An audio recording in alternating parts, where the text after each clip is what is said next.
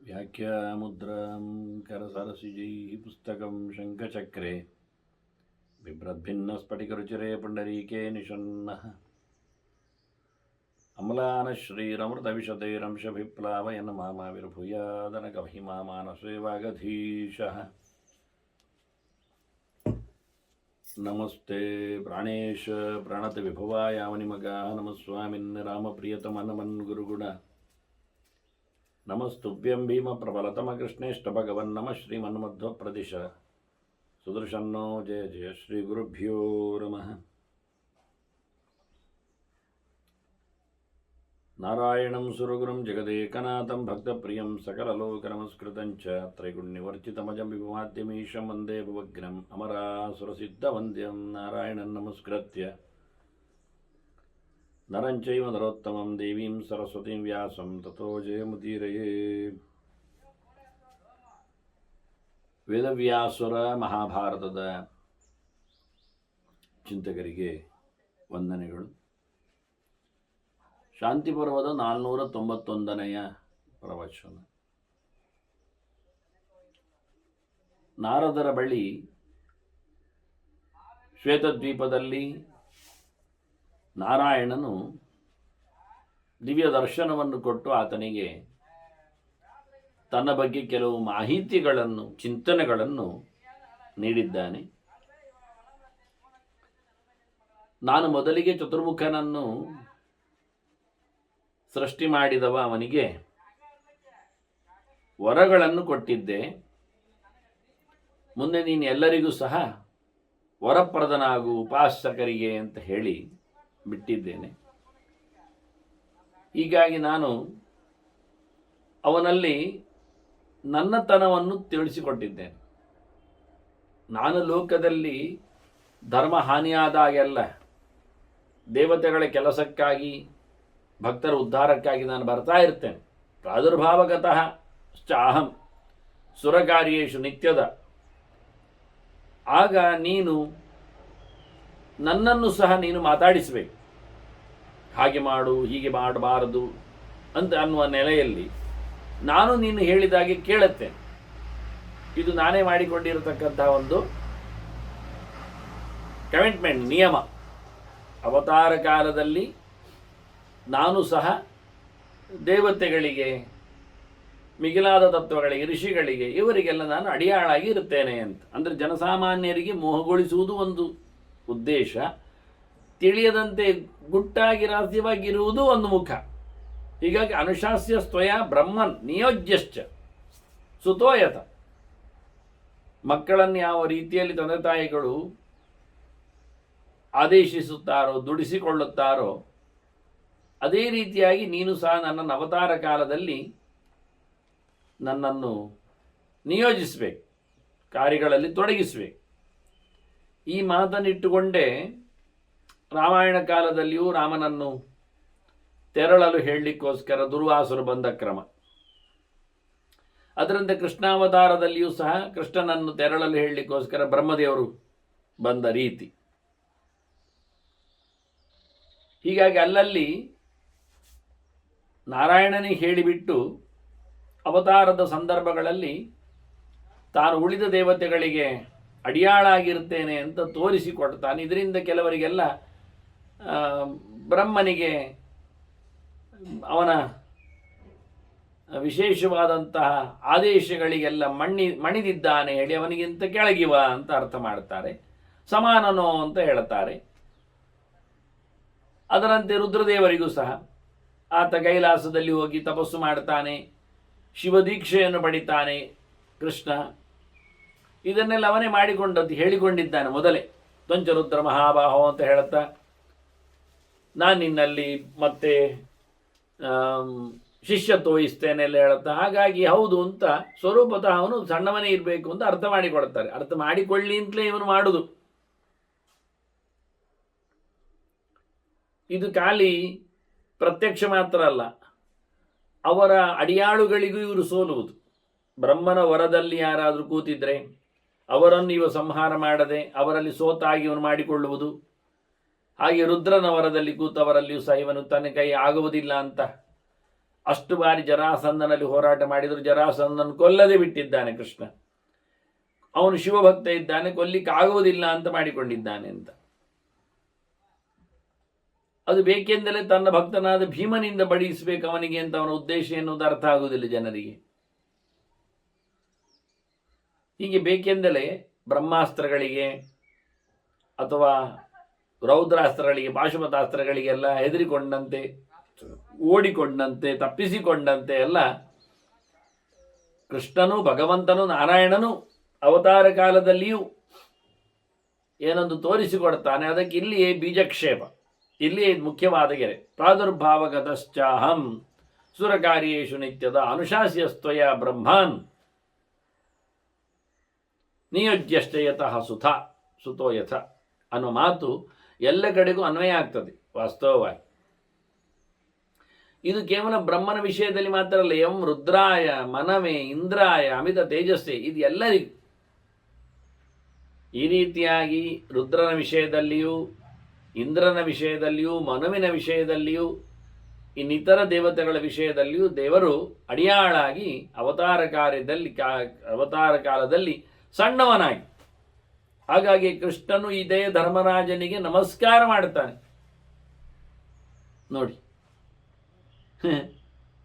ಕುಂತಿಯನಿಗೆ ನಮಸ್ಕಾರ ಮಾಡ್ತಾನೆ.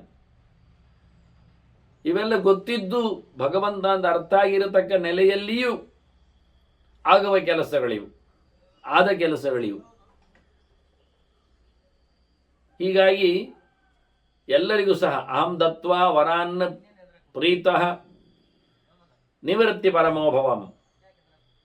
ಈಗ ನಾನು ಬಹಳ ಖುಷಿಯಲ್ಲಿ ಎಲ್ಲರಿಗೂ ವರಗಳನ್ನು ಕೊಟ್ಟು, ರುದ್ರಾದಿ ದೇವತೆಗಳಿಗೂ ಸಹ ನಾನು ವರವನ್ನು ಕೊಟ್ಟು ಅವರವರನ್ನೆಲ್ಲ ಸಂತೋಷಗೊಳಿಸಿ, ನಾನೀಗ ಅವರಿಗೆ ನೀವೇ ವರ ಕೊಡುವ, ನೀವೇ ವಿಶೇಷವಾದಂತಹ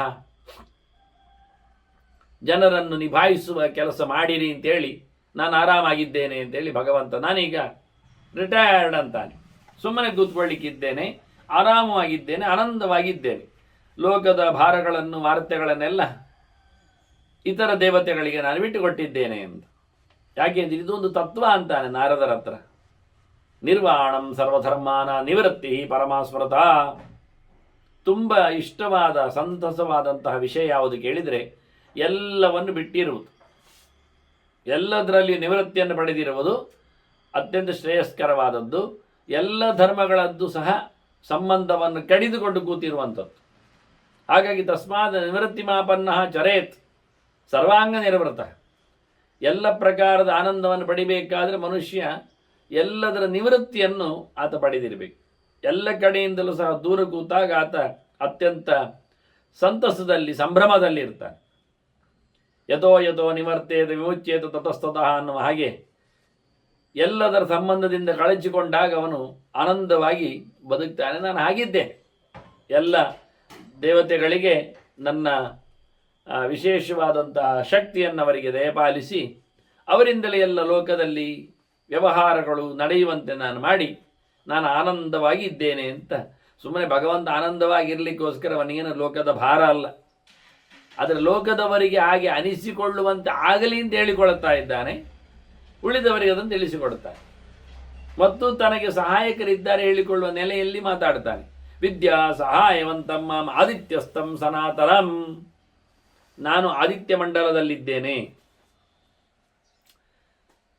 ಯಾವತ್ತು ಸನಾತನನಾಗಿದ್ದೇನೆ, ಎಲ್ಲೆಡೆಯೂ ತುಂಬಿದವ ನಾನು. ವಿಶೇಷವಾಗಿ ಭೌತವಾಗಿ ಜನರಿಗೆ ಉಪಾಸನೆಗೆ ನಿಲುಕುವ ಹಾಗೆ ನಾನು ಸೂರ್ಯನಲ್ಲಿ ನೆಲೆಗೊಂಡಿದ್ದೇನೆ. ಯಾವ ಪ್ರಕಾರದಲ್ಲಿದ್ದಾನೆ ಕೇಳಿದ ವಿದ್ಯಾ ಸಹಾಯವಂತಮ್ಮ, ನಾನು ಜ್ಞಾನಸ್ವರೂಪನಾಗಿದ್ದೇನೆ. ವಿದ್ಯೆ ಯಾವುದು? ವಿದ್ಯೆ ಎಂದರೆ ಅಧ್ಯಾತ್ಮ ವಿದ್ಯಾ. ವಿದ್ಯಾನಾಂ, ವಿದ್ಯೆಗಳಲ್ಲಿ ಅತ್ಯಂತ ಪ್ರಶಸ್ತವಾದದ್ದು ಅಧ್ಯಾತ್ಮ ವಿದ್ಯೆ, ಅಧಿಕಾತ್ಮನ ಪರಮಾತ್ಮನ ಜ್ಞಾನ. ಹಾಗಾಗಿ ಧಿಯೋ ಯೋನ ಪ್ರಚೋದಯಾತಿ ಎನ್ನುವ ಮಂತ್ರ ವೇದ ಸಾರ, ಅದು ಉಪಾಸನೆಯ ಮುಖ್ಯವಾಗಿದೆ. ಅದರಿಂದ ಆದಿತ್ಯ ಮಂಡಲ ಮಧ್ಯವರ್ತಿಯಾದ ನನ್ನನ್ನು, ನಾರಾಯಣನನ್ನು ನಾರಾಯಣ ಹೇಳ್ತಾನೆ, ನಾನಿದ್ದೇನೆ ಅಂತ ಹೇಳ್ತಾನೆ. ಹಾಗಾಗಿ ನನ್ನನ್ನು ಜನರು ಉಪಾಸನೆ ಮಾಡ್ತಾರೆ. ನಾನು ಆದಿತ್ಯನಲ್ಲಿದ್ದಾಗ ನನ್ನ ರೂಪ ವಿಶೇಷವನ್ನು ಕರೆಯುವ ರೀತಿಯವರು ಕಪಿಲಂ ಪ್ರಾಹುರಾಚಾರ್ಯ ಸಾಂಖ್ಯ ನಿಶ್ಚಿತ ಮಾನಸಾಹ. ಸಾಂಖ್ಯಶಾಸ್ತ್ರದಲ್ಲಿ ಪ್ರಬುದ್ಧರಾದವ ನನ್ನನ್ನು ಕಪಿಲ ಅಂತಾರೆ. ಕಪಿಲ ಅಂದರೆ ಕಮ್ ಅಂದರೆ ನೀರಲ್ವಾ, ಉತ ಕಮ್. ಅದನ್ನು ಪಿ ಅಂದರೆ ಪಿಬತಿ ಅಂತ ಅರ್ಥ. ನೀರನ್ನು ಸೆಳೆಯುತ್ತಾನೆ ಮತ್ತೆ ನೀರನ್ನು ಕೊಡುತ್ತಾನೆ. ಲಾ ಅಂದರೆ ದಾನ ಅಂತ ಅರ್ಥ. ಅದರಿಂದ ನೀರನ್ನು ಸೆಳೆದು ನೀರನ್ನು ಕೊಡುವುದರಿಂದ ಆದಿತ್ಯ ಅಂದರೆ ಅದಾನಾತಂತ ಜಲಂ. ನೀರನ್ನು ಕೊಡುತ್ತಾನೆ ಮತ್ತೆ ಅದನ್ನು ತ್ಯಾಗ ಮಾಡ್ತಾನೆ. ಆದಿ ಮತ್ತು ತ್ಯ, ಆದಾನ ಮತ್ತು ತ್ಯಾಗ, ಆದಿತ್ಯ ಎನ್ನುವುದಕ್ಕೆ ಅರ್ಥ. ಇವೆಲ್ಲ ಎಲ್ಲಿ ಉಂಟು, ಯಾಕೆ ಉಂಟೆಲ್ಲ ಕೇಳಲಿಕ್ಕೆ ಬರಬೇಡಿ. ಇದೆಲ್ಲ ನಿಮ್ಗೆ ಗೊತ್ತು ಮೊದಲಿಂದಲೂ. ವಿಶೇಷವಾದ ಅರ್ಥಗಳಿಗೋಸ್ಕರ ನಾನು ಪ್ರಯತ್ನಿಸುವ ರೀತಿಗಳು ಅಂತ. ಆದ್ದರಿಂದ ಅತ್ತೀತಿ ಆದಿಹಿ, ಅತ್ತೀತಿ ಅಥವಾ ಅದಾನಾಥ ಆದಿಹಿ, ಸ್ವೀಕಾರ ಮಾಡ್ತಾನೆ ಅಂತ, ನೀರನ್ನು ಎಳೆಯುತ್ತಾನೆ ಅಂತ, ಮತ್ತೆ ಅದನ್ನು ತ್ಯಾಗ ಮಾಡ್ತಾನೆ ಅಂತ. ಅಲ್ಲಿಯೂ ಮತ್ತೆ ಆ ಮತ್ತು ತ್ಯ ಎರಡನ್ನು ಮಾತ್ರ ಇಟ್ಟುಕೊಂಡು ಮಧ್ಯದಲ್ಲಿದ್ದ ದಕಾರವನ್ನು ಅದು ಉದಕಕ್ಕೆ ಹೇಳಲಿಕ್ಕೆ ಬರ್ತದೆ. ಅಂದರೆ ದಮ್ ಉದಕಂ, ಉದಮ್ ಅಂದರೆ ಉದಕವೇ, ದಕಂ ಅಂದರೂ ಉದಕವೇ, ಕಮ್ ಅಂದರೂ ಉದಕವೇ, ಉದಕಂ ಅಂದರೂ ಉದಕವೇ. ಇದು ನೀರಿನ ಪ್ರಕಾರದಲ್ಲಿ 3 ಅಕ್ಷರಗಳು ಬಹಳಷ್ಟು ಲೆಕ್ಕದಲ್ಲಿ ಅರ್ಥವನ್ನು ಕೊಡ್ತದೆ. ಉದ, ದಕ, ಕ, ಉದಕ ಎನ್ನುವ ಇಷ್ಟು ಅಕ್ಷರಗಳು ನೀರಿಗೆ ಪರ್ಯಾಯವಾಚಿಗಳಾಗಿ ಬಂದಿವೆ. ಅದರಲ್ಲಿ ದ ಅನ್ನುವುದು ಹಾಗೆ ಖಾಲಿ ದಕಾರವು ಸಹ ಅದೇ ಅರ್ಥವನ್ನು ಕೊಡುತ್ತದೆ, ನೀರು ಅಂತ ಅರ್ಥವನ್ನು ಕೊಡುತ್ತದೆ. ಹಾಗಾಗಿ ನೀರನ್ನು ಸೆಳೆದೊಯ್ತಾನೆ, ಅಂದರೆ ಆಪೋಷಣ ಮಾಡ್ತಾನೆ ಅಂತ ಅರ್ಥ, ಅತ್ತಿ ಅಂತ ಅರ್ಥ, ನುಂಗುತ್ತಾನೆ ಅಂತ ಅರ್ಥ, ಎಳಿತಾನೆ ಅಂತ ಅರ್ಥ, ತ್ಯಾ ಅಂದರೆ ಕೊಡ್ತಾನೆ ಅಂತ ಅರ್ಥ, ತ್ಯಾಗ ಮಾಡ್ತಾನೆ. ಹಾಗಾಗಿ ನೀರನ್ನು ಕೊಡುವುದರಿಂದ ಎಳೆಯುವುದರಿಂದ ಅವನ ಆದಿತ್ಯ. ಅದು ಯಾಕೆ ವಿಶೇಷ ಅಂದರೆ ಬದುಕು ಜೀವನವೇ ನೀರಿನಲ್ಲೇ ಇರುವುದು. ಅದು ಅನ್ನ ತಿನ್ನದಿದ್ರೂ ಪರವಾಗಿಲ್ಲ, ನೀರು ಕುಡಿದ್ರೂ ಆಗತ್ತೆ ಅಂತ ಹೇಳ್ತೀರಿಂದ ನೀವು ಯೋಚನೆ ಮಾಡೋದಲ್ಲ. ನೀರು ಬೇಕೇ ಬೇಕು, ಸ್ನಾನಕ್ಕೆ, ಆಚಮನಕ್ಕೆ, ತರ್ಪಣಕ್ಕೆ, ಹೀಗೆ ಎಲ್ಲ ರಿಚುವಲ್ಸ್ಗಳಲ್ಲಿಯೂ ನೀರೇ ಪ್ರಧಾನವಾಗಿರುವಂಥದ್ದು. ಹಾಗಾಗಿ ಖಾಲಿ ಕುಡಿದು ಉಪವಾಸ ಮಾಡುವವ ಉಪವಾಸ ದಿವಸ ನೀರು ಬೇಡ ಅವನಿಗೆ, ಅನ್ನ ಬಿಟ್ಟಾಗಿ ನೀರು ಬಿಡ್ತಾನೆ, ನಿರ್ಜಲ ಉಪವಾಸ ಅಂತ ಇರ್ತದೆ. ಹೌದು, ನಿರ್ಜಲ ಉಪವಾಸ ಇದೆ, ಆದರೆ ಅವನು ಆಚರಣೆ ಮಾಡ್ತಾನೆ, ತೀರ್ಥ ತಗೊಳ್ತಾನೆ, ಸ್ನಾನ ಮಾಡ್ತಾನೆ, ಅದಕ್ಕೆಲ್ಲ ನೀರು ಬೇಕಲ್ಲ. ಆಗ ತರ್ಪಣ ಕೊಡ್ತಾನೆ, ಅರ್ಘ್ಯ ಕೊಡ್ತಾನೆ ಸೂರ್ಯನಿಗೆ. ಹಾಗಾಗಿ ನೀರು ವಿಶೇಷವಾದದ್ದು, ಪ್ರಧಾನವಾದದ್ದು. ಪಂಚಭೂತಗಳಲ್ಲಿ ಸೊತ್ತು ಹಿಡಿಯುವಂಥದ್ದು, ಕೊಡುವಂಥದ್ದು, ಮುಟ್ಟುವಂಥದ್ದು ಎಲ್ಲ. ನಾವು ಇಲ್ಲ ಆದರೆ ಮಣ್ಣನ್ನು ಎತ್ತಿ ಮಣ್ಣನ್ನು ಕೊಡ ರಜಸಾರ್ಘ್ಯ ಮುಚ್ಚತೆ ಅಂತಾರೆ. ಇಲ್ಲ ಅಲ್ಲ, ನೀರಿಲ್ಲದಿದ್ದರೆ ಅಂತ ಮಾಡೋದು ಕೇಳಿದರೆ ಹೊಯ್ಗೆಯನ್ನು ಎತ್ತಿ ಕೊಡುವುದು ಅಂತ. ಅದು ಮಣ್ಣು ಅಷ್ಟು ಪ್ರಶಸ್ತ ಅಲ್ಲ, ಮತ್ತೆ ಕೊಡಲಿಕ್ಕೆ ಸುಲಭ ಆಗುವುದಿಲ್ಲ, ಊರ್ಧ್ವಕ್ಷೇಪಾದಿಗಳೇ ಅನುಕೂಲ ಆಗುವುದಿಲ್ಲ, ಬೆಂಕಿಯನ್ನು ಮುಟ್ಟುವಾಗಿಲ್ಲ, ಬೆಂಕಿಯಾಗಿ ಬೊಗಸೆಯಲ್ಲಿ ಹಿಡಿಯುವುದೂ ಇಲ್ಲ, ಬರುವುದೂ ಇಲ್ಲ, ಅದು ಬಿಡಲಿಕ್ಕೂ ಬರುವುದಿಲ್ಲ. ಬೊಗಸೆಯಲ್ಲಿ ಬೆಂಕಿಯನ್ನು ಹಿಡಿಲಿಕ್ಕೆ ಬರ್ತದೆ, ಬಿಡಲಿಕ್ಕೆ ಬರುವುದಿಲ್ಲ. ನೀರು ತಿಳ್ಕೊಂಡದ್ದು ಬೊಗಸೆಯಲ್ಲಿ ಬೆಂಕಿಯನ್ನು ಹಿಡಿದದ್ದು ಅಂದರೆ ಮಸಿಯನ್ನು, ಕೆಂಡವನ್ನು. ನಾನು ಅದನ್ನು ಹೇಳುವುದಿಲ್ಲ, ಅದು ಕೆಂಡ, ಅದು ಮಸಿ, ಬೆಂಕಿ ಅಲ್ಲ. ಖಾಲಿ ಜ್ವಾಲೆಯನ್ನು ಕೈಯಲ್ಲಿ ಹಿಡಿಬೇಕು, ಅದು ಬಿಡ್ಲಿಕ್ಕೆ ಆಗ್ತದ? ಇಲ್ಲ. ಯಾಕೆಂದರೆ ಜ್ವಾಲೆಯನ್ನು ಕೈಯಲ್ಲಿ ಹಿಡಿಲಿಕ್ಕೆ ಹೋದರೆ ಕೈಗೆ ಹಿಡಿದು ಬಿಡ್ತದೆ ಜ್ವಾಲೆ, ಅದು ಬಿಡ್ಲಿಕ್ಕೆ ಆಗುವುದಿಲ್ಲ. ಮತ್ತೆ ಅದು ಸುಟ್ಟುಕೊಂಡಿರ್ತದೆ ಚರ್ಮವನ್ನು, ಬಿಡುವುದು ಹೇಗೆ? ಆದ್ದರಿಂದ ಬೆಂಕಿಯನ್ನು ಹಿಡಿದು ಬಿಡುವಂಥದ್ದು ಅಂತ ಬರುವುದಿಲ್ಲ, ಅದು ವಿಶಿಷ್ಟ.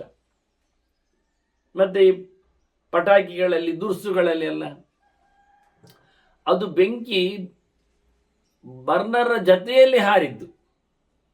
ಎಷ್ಟು ಹೊತ್ತಿನವರೆಗೆ ಅದಕ್ಕೆ ಸಿಡಿಮದ್ದುಗಳ ಅದರಲ್ಲಿ ಮದ್ದು ಅಂತ ಏನು ಕರೀತಾರೆ ಅದನ್ನು, ಅದು ಬ್ಲ್ಯಾಕ್ ಪೌಡರ್ ಏನಿದೆ, ಅದು ಎಷ್ಟರವರೆಗೆ ಅದು ಹೊತ್ತಿಕೊಂಡದ್ದು ಇರ್ತದೆ ಅಷ್ಟರವರೆಗೆ ಅದು ನಮಗೆ ಉರಿದು ಕಾಣ್ತದೆ. ಆನಂತರ ಅದು ಬಿಡ್ತದೆ. ಹಾಗಾಗಿ ಒಂದು ದೃಷ್ಟಿಯಿಂದ ನೀವೊಂದಿಷ್ಟು ಇದ್ದಿಲುಗಳನ್ನು ಬೆಂಕಿಯಲ್ಲಿ ಚೆನ್ನಾಗಿ ಕಾಯಿಸಿ ಮೇಲೆ ಬಿಸಾಡಿದ ಹಾಗೆ ಆ ಇದ್ದಿಲುಗಳು ನಮಗೆ ಸ್ಪ್ರಿಂಕ್ಲರ್ ಆಗಿ ಕಾಣ್ತದೆ. ಅದರಲ್ಲಿ ಹೊತ್ತಿಕೊಂಡ ಬೆಂಕಿ ಇದ್ದಾಗ ಕೆಂಪು ಕೆಂಪು ಕಾಣ್ತದೆ. ಅದು ವಾತಾವರಣದಲ್ಲಿ ಮೇಲಿನ ಗಾಳಿಯಲ್ಲಿ ಅಲ್ಲಿರತಕ್ಕಂಥ ಬರ್ನರ್ಗಳಲ್ಲಿ ಭಾಳ ಚೆನ್ನಾಗಿ ಉರಿದುಕೊಳ್ತದೆ. ಅದಿಲ್ಲ ಆದರೆ ಖಾಲಿ ಮಸಿಯಾಗಿ ಕೆಳಗೆ ಬೀಳುತ್ತದೆ. ಉರುವಲು ಕಮ್ಮಿ ಆದರೆ ಅಥವಾ ಗಾಳಿ ಕಮ್ಮಿ ಆದರೆ ಡೈಆಕ್ಸೈಡ್ ಜಾಸ್ತಿ, ಇಂಗಾಲ ಡೈಆಕ್ಸೈಡ್ ಜಾಸ್ತಿ ಆದರೆ ಅದು ನಂದಿ ಹೋಗ್ತದೆ. ಹೀಗಾಗಿ ಉರುವಲಿ ಇಲ್ಲದೆ ಖಾಲಿ ಬೆಂಕಿಯನ್ನು ನಮಗೆ ಕಾಣಿಸ್ಲಿಕ್ಕೆ ಬರುವುದಿಲ್ಲ. ಇಂಧನ ಇಲ್ಲದೆ, ಫ್ಯೂಯಲ್ ಇಲ್ಲದೆ ಖಾಲಿ ಬೆಂಕಿಯನ್ನು ನಾವು ತೋರಿಸುವುದಿಲ್ಲ. ಹಾರುತ್ತಿರುವ ಬೆಂಕಿಯ ನಾಲೆ ಅದು ಪೆಟ್ರೋಕೆಮಿಕಲ್ಸ್ ಜೊತೆಯಲ್ಲಿ ಇರ್ತದೆ. ಅದು ಕೆಮಿಕಲ್ಸ್ ಇಲ್ಲ ಅಂತಾದರೆ ಬೆಂಕಿ ಇಲ್ಲಿ ಕಾಣೋದಿಲ್ಲ, ಅಲ್ಲಿ ಶಾಂತವಾಗಿರ್ತದೆ. ಹೀಗಾಗಿ ಬೆಂಕಿಯಿಂದ ಅರ್ಘ್ಯ ಆಗುವುದಿಲ್ಲ. ಗಾಳಿ ಆಕಾಶದಿಂದ ಅವ್ಯಕ್ತವಾದದ್ದರಿಂದ ಸಾಧ್ಯ ಇಲ್ಲ. ಮಣ್ಣು ಮತ್ತು ನೀರಿನಲ್ಲಿ ಪ್ರಶಸ್ತವಾದದ್ದು ನೀರು. ಅದನ್ನ ನೀರನ್ನು ಸ್ವೀಕಾರ ಮಾಡ್ತಾನೆ. ಅಷ್ಟೇ ಅಲ್ಲದೆ ನೀರನ್ನು ಕೊಡ್ತಾನೆ. ಕೊಡುವ ದೊಡ್ಡ ಕೆಲಸ ಅವನಲ್ಲಿ ಇದೆ ಅಂತ ಆಗಿದನ್ನು ಕಪಿಲ ಅಂತ ನನ್ನನ್ನು ಕರೀತಾರೆ. ಕ ಅಂದರೆ ಸುಖವನ್ನು ನಾನು, ಪಿ ಅಂದರೆ ಪಿಬಾತಿ ಪಾನ ಮಾಡ್ತೇನೆ, ಮತ್ತೆ ಲ ಅಂದರೆ ದಾನ ಮಾಡ್ತೇನೆ, ಕೊಡ್ತೇನೆ. ಹಾಗಾಗಿ ಆನಂದವಾಗಿ ನಾನು ಜಗತ್ತನ್ನು ಪಾಲನೆ ಮಾಡುತ್ತೇನೆ. ನೀರು ಕೊಡುವ ಮೂಲಕ ಜಗತ್ತಿನ ಪಾಲನೆ. ಅದರಿಂದ ಕಪಿಲ ಅಂದರೆ ನೀರಿನಿಂದ ಜಗತ್ತಿನ ಪಾಲನೆ, ರಕ್ಷಣೆ. ನೀರಿರುವುದರಿಂದ ಬೆಳೆ, ಬೆಳೆಯಿಂದ ಊಟ, ಬೆಳೆಯಿಂದ ಯಜ್ಞಯಾಗಗಳು, ಹಾಗಾಗಿ ಬದುಕು. ಹೀಗೆ ನಾನು ಕ ಅಂದರೆ ನೀರು, ನೀರನ್ನು ಪಾಲನೆ ಮಾಡುತ್ತೇನೆ ಕೊಟ್ಟು ಜಗತ್ತಿಗೆ. ಮತ್ತು ನಾನು ಆನಂದವಾಗಿ ಇರುತ್ತೇನೆ. ಲೋಕವನ್ನು ಪಾಲನೆ ಮಾಡುವ ಮೂಲಕ ಲೋಕದ ಜನರು ಯಜ್ಞಯಾಗಾದಿಗಳಿಂದ ದೇವತೆಗಳನ್ನು ಸಂತೃಪ್ತಿಗೊಳಿಸುವ ಮೂಲಕ ಕ್ಷೇಮವನ್ನು ತರುವುದರಿಂದ ಕ ಅಂದರೆ ಸುಖ, ಸುಖವಾದಂತಹ ರಕ್ಷಣೆ, ಸುಖವಾದ ಅನುಭವ, ಪಾನ, ಜನರಿಗೆ ಸುಖದ ಮತ್ತೆ ಅಭಿವರ್ಷಣ. ಹೀಗೆ ನನ್ನನ್ನು ಕಪಿಲ ಅಂತ ಕರೀತಾರೆ ಅಂತ ಹೇಳಿ ಬಹಳ ಚಂದವಾಗಿ ತನ್ನ ಇರವನ್ನು, ಚಿಂತನೆಯನ್ನು ಜ್ಞಾನರೂಪವಾದ ಅಂದರೆ ಅಲ್ಲಿ ಧಿಯೋಯೋನ ಪ್ರಚೋದಯಾತ್ ಬಂದದ್ರಿಂದ ಜ್ಞಾನ ಚಿಂತನೆ ಬರಲಿಕ್ಕೆ ಹೋಗಿ ಜ್ಞಾನದ ಆಚಾರ್ಯನಾಗಿ ಕಪಿಲ ಇದ್ದಾನೆ. ಕಪಿಲ ಮಹರ್ಷಿ, ಸಾಂಖ್ಯಾಚಾರ್ಯ, ಭಗವಂತನ ಕಪಿಲ ವಾಸುದೇವ ರೂಪ. ಇಲ್ಲಿ ವಾಸುದೇವನನ್ನೇ ಮಾತಾಡುವಾಗ ಕಪಿಲ ವಾಸುದೇವ ಅಂತ ಕರೆಯುವ ಕ್ರಮ. ಹಾಗೆಯೇ ನಾನು ಯೋಗಗತಿಯಲ್ಲಿಯೂ ನಾನು ನಿಂತಿದ್ದೇನೆ. ಇದು ಯೋಗಗಳು, ಉಪಾಸನೆಗಳು, ಉಪಾಯಗಳು, ಭಗವಂತನ ಸಾಧನೆಗಳು. ಹಾಗಾಗಿ ನನ್ನನ್ನು ಯೋಗಿ ಎಂದಲೂ ಕರೀತಾರೆ, ಯೋಗಪತಿ ಎಂದಲೂ ಕರೀತಾರೆ.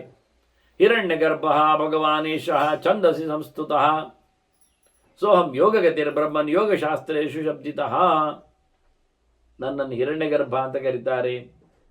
ಬ್ರಹ್ಮಾಂಡ ಗರ್ಭದಲ್ಲಿ ಮಧ್ಯೆಯಲ್ಲಿರುವವನು ನಾನೇ. ಆದ್ದರಿಂದ ಆನಂದಮಯನ. ಆದ್ದರಿಂದ ನಾನು ಗರ್ಭ ಅಂದರೆ ಅವನು ಪೂರ ಅಂತ ಅರ್ಥ.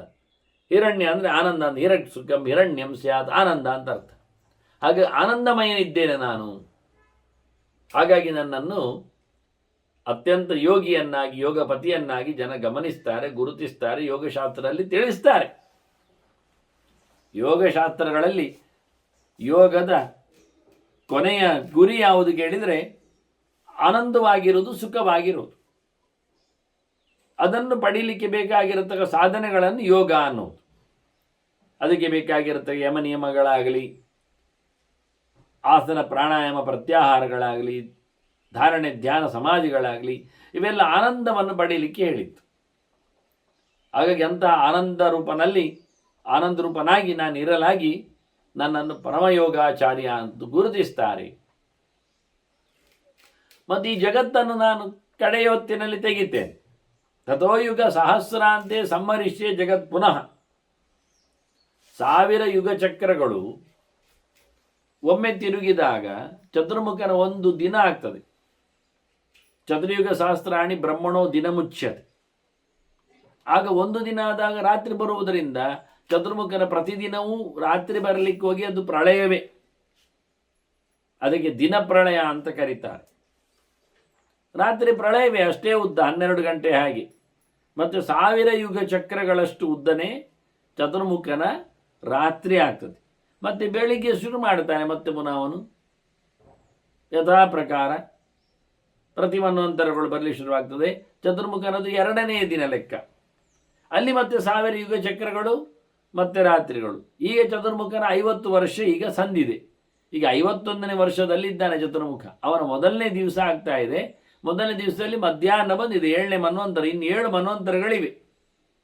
ಈ 7ನೇ ಮನ್ವಂತರಕ್ಕೆ 71 ಆಗಬೇಕು. ಯುಗಚಕ್ರ ಒಂದು ಹಗಲಿನಲ್ಲಿ 1000 ಅಂದೇ ಅಲ್ಲ, 14 ಜನರಿಗೆ ಬಾಲ ಮಾಡುವ ಒಬ್ಬೊಬ್ಬರಿಗೆ 71 ಬರ್ತದೆ. ಯುಗೈಕ ಸಪ್ತತೇರೂರ್ಧ್ವಂ ಸಾರ್ಧಾಷ್ಟಾದಶ ಲಕ್ಷಕಂ ಸ್ವಂ ಸ್ವಂ ಕಾಲಂ ಮನುರ್ಭುಂಕ್ತೆ ಸಾಧಿಕಾಯ್ಕೇಕ ಸಪ್ತತಿ ಪ್ರತಿಯೊಬ್ಬ ಮನುವಿನ ಪೀರಿಯಡ್ 71 ಯುಗ ಚಕ್ರ, ಮಹಾಚಕ್ರಗಳು. ಅದರಲ್ಲಿ ಈಗ 71 ಮಹಾಚಕ್ರದಲ್ಲಿ ವೈವಸ್ವತನಲ್ಲಿ 28ನೇದಾಗ್ತಾ ಉಂಟಷ್ಟೇ. 28 ಎಂಡ್ ಕಲಿಯುಗ. ಇನ್ನು ನೆಕ್ಸ್ಟ್ ನಾವು ಒಮ್ಮೆ ಹುಟ್ಟಿ ಬಂದರೆ 29ನೇಯ ಅಂತ ಹೇಳಬೇಕಾಗ್ತದೆ. ಅಷ್ಟಾವಿಂಶತಿಮೇ ಕಲಿಯುಗೆ ಅಂತ ಈಗ ಹೇಳ್ತಾ ಇದ್ರೆ ನೆಕ್ಸ್ಟ್ ಚೇಂಜ್ ಅಂತ ಹೇಳಿದರೆ ಏಕೋನ ತ್ರಿಂಶತಮೆ ಅಂತ ಹೇಳಲಿಕ್ಕೆ 29 ನವವಿಂಶತಿತಮೇ ಬೇಕಾದರೆ 29ನೇಯ ಯಾವುದರಲ್ಲಿ ಬರ್ತೀರಿ? ಕೃತಯುಗೆ. ಹಾಗಾದರೆ ಕೃತಯುಗೆ ಇಲ್ಲ, ದ್ವಾಪರಯುಗೆ, ತ್ರೇತಾಯುಗೆ, ಕಲಿಯುಗೆ, ಮತ್ತೆ ಪುನಃ ಬರಬೇಕು ಕಲಿಯುಗಕ್ಕೆ, ಬೇಡ ತಾನೆ. ಹಾಗಾಗಿ ಮುಂದಿನ ಮನ್ವಂತರ, ಮುಂದಿನ ಮನ್ವಂತರ ಅಲ್ಲ, ಇದೇ ಮನ್ವಂತರ, ಇದೇ ಮನ್ವಂತರದ ಮುಂದಿನ ಚಕ್ರ 29ನೇ ಚಕ್ರ, ಇದು 28ನೇ ಚಕ್ರ. ಇಂಥದ್ದು 71 ಚಕ್ರ ಆಗಬೇಕು.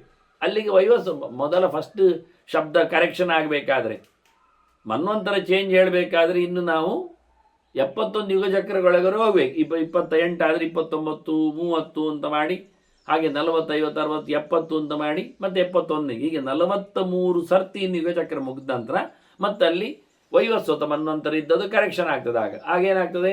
ಸಾವರ್ಣಿ ಮನ್ವಂತರೇ ಅಂತ ಬರ್ತದೆ. ಸೂರ್ಯ ಸಾವರ್ಣಿ ಮನ್ವಂತರೇ ಅದು 8ನೇದು.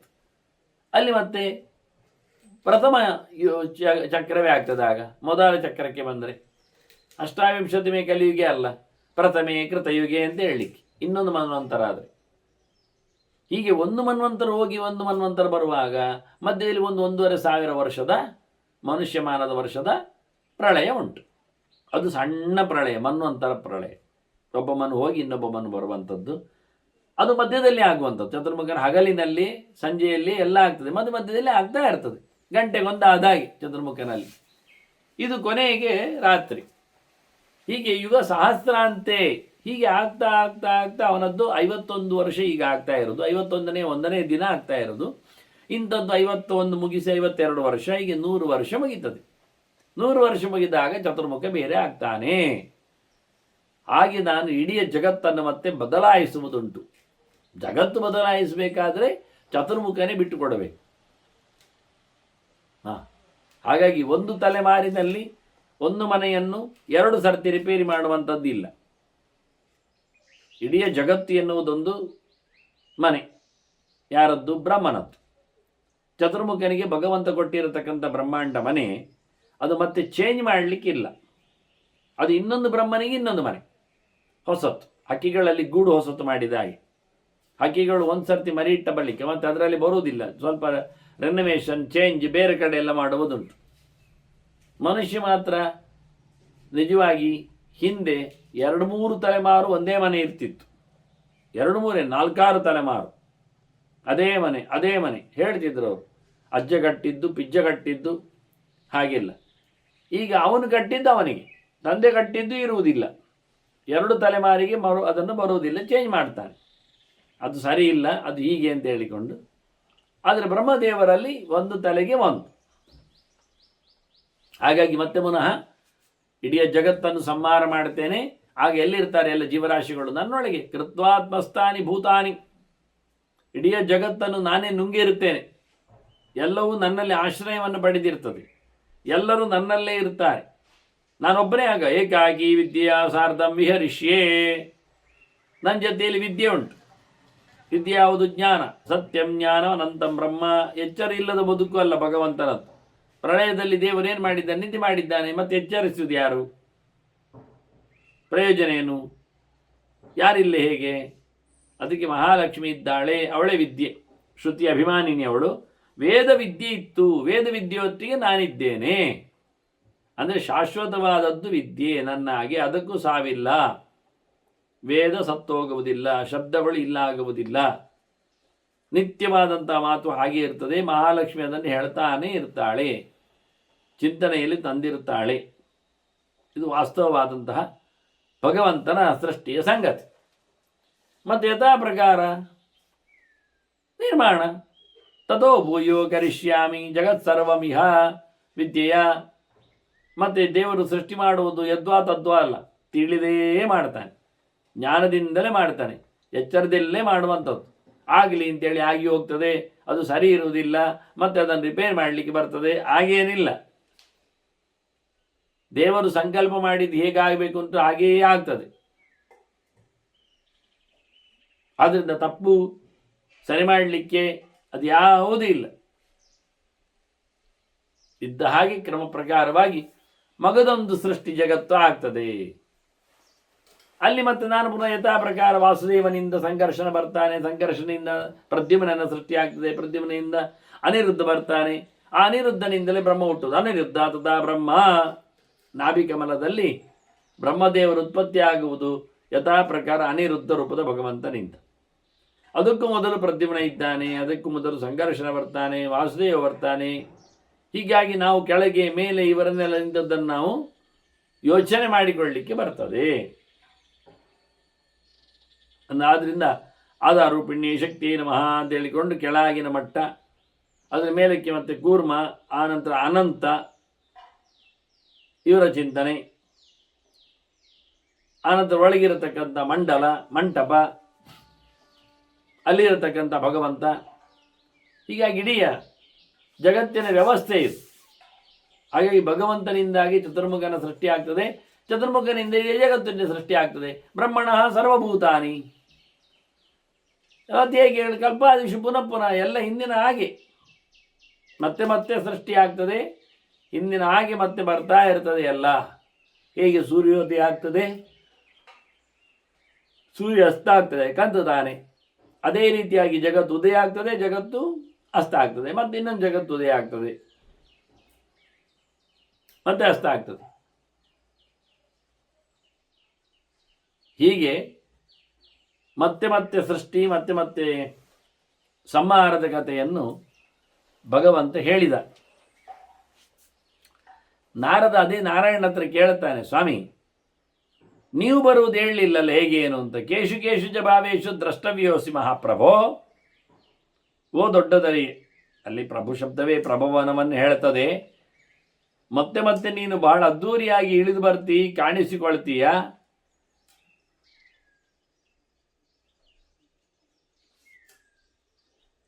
ಅದೇನು ರೂಪ ವಿಶೇಷಗಳು, ಅದು ಎಂತಹ ಧರ್ಮಗಳು ಅದರಲ್ಲಿರ್ತದೆ, ಯಾವ ಪ್ರಕಾರದಲ್ಲಿ ನೀನು ಬರ್ತಿ, ಹೇಗೆ ನಿನ್ನನ್ನು ಗಮನಿಸಬೇಕು, ಗುರುತಿಸಬೇಕು, ಹೇಳು ಮಾರಾಯ ಅಂತ ನಾರದರು ಭಗವಂತನಲ್ಲಿ ಈ ಪ್ರಶ್ನೆ ಕೇಳ್ತಾರೆ. ಈ ಪ್ರಶ್ನೆಗೆ ನಾರಾಯಣ ಉತ್ತರ ಕೊಡ್ತಾನೆ. ಇಲ್ಲಿ ಕೊಡುವಾಗ 10 ಅವತಾರದ ಚಿಂತನೆಯನ್ನು ಕೊಡ್ತಾನೆ. ದಶಾವತಾರ ಏಕತ್ರ ಸಿಗತಕ್ಕಂತಹ ಇದು ನಾರಾಯಣನ ಮಾತು ಅಂತ ಹೇಳಿ ಭೀಷ್ಮರು ಹೇಳ್ತಾ ಇದ್ದಾರೆ. ಹಿಂದಿನ ಕಥೆ ಅದು.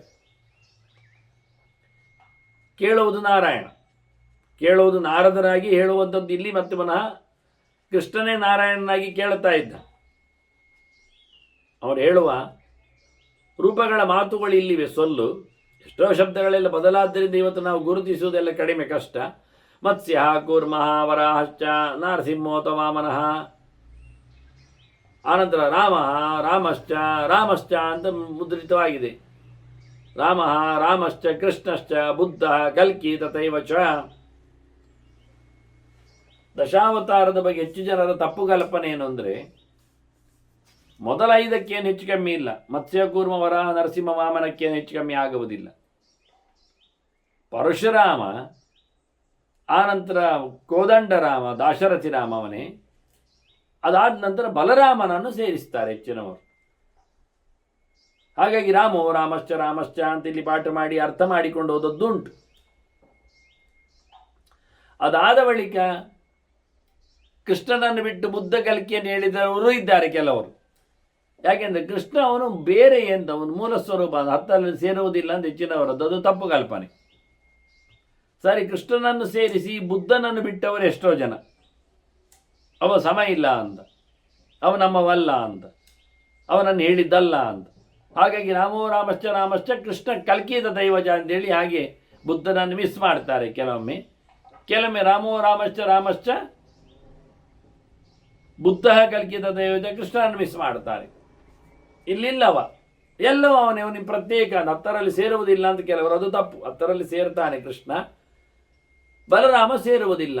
ರಾಮಶ್ಚ ಇಲ್ಲ, ರಾಮಶ್ಚ ಕೃಷ್ಣಶ್ಚ ಬುದ್ಧ ಕಲ್ಕಿ ತಥೈವಚ ಎನ್ನುವ ಪಾಠ ಆಗಿವೆ.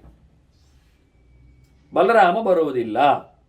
ಮತ್ತೆ ಬಲರಾಮನ ಇಲ್ಲಿ ಚರಿತೆ ಇರಲಿಕ್ಕೋಸ್ಕರ ಬಲರಾಮನನ್ನು ಹೇಳಿದ್ದು ಅಂತ ಹೇಳಬಹುದು. ಹೌದು, ಯಾಕೆಂದರೆ ಹಾಗೆ ಹೇಳಿದರೆ ಕೃಷ್ಣನನ್ನು ಹೇಳದೇ ಬಿಟ್ಟದ್ದಾಗ್ತದೆ. ರಾಮಶಬ್ದದಿಂದ ಕೃಷ್ಣನನ್ನೂ ಗಮನಿಸಬೇಕು, ಓಕೆ.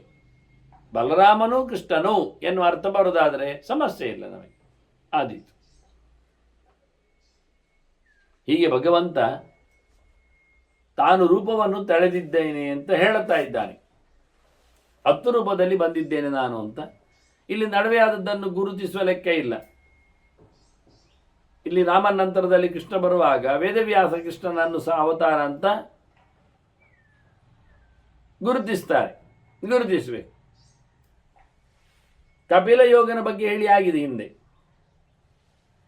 ಹಾಗಾಗಿ ಇಲ್ಲಿ ಕೂರ್ಮನನ್ನು ಹೇಳುವಾಗ ಧನ್ವಂತರಿಯನ್ನು ಹೇಳೋದು ಬೇಡವಾ?